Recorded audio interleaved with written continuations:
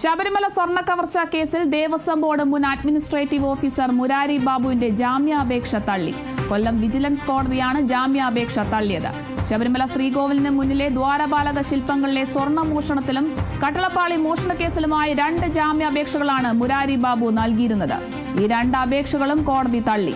കഴിഞ്ഞ ഒക്ടോബർ 22-നാണ് മുരാരി ബാബുവിനെ പ്രത്യേക അന്വേഷണ സംഘം അറസ്റ്റ് ചെയ്തത്. കേസിൽ നിലവിൽ റിമാൻഡിലാണ് മുരാരി ബാബു.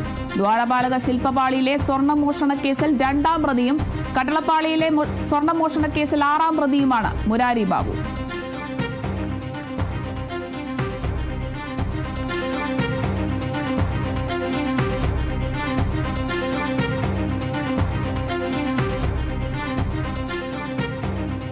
ശബരിമല സ്വർണ്ണ കവർച്ച കേസിൽ ദേവസ്വം ബോർഡ് മുൻ അഡ്മിനിസ്ട്രേറ്റീവ് ഓഫീസർ മുരാരി ബാബുവിന്റെ ജാമ്യാപേക്ഷ തള്ളിയിരിക്കുന്നു.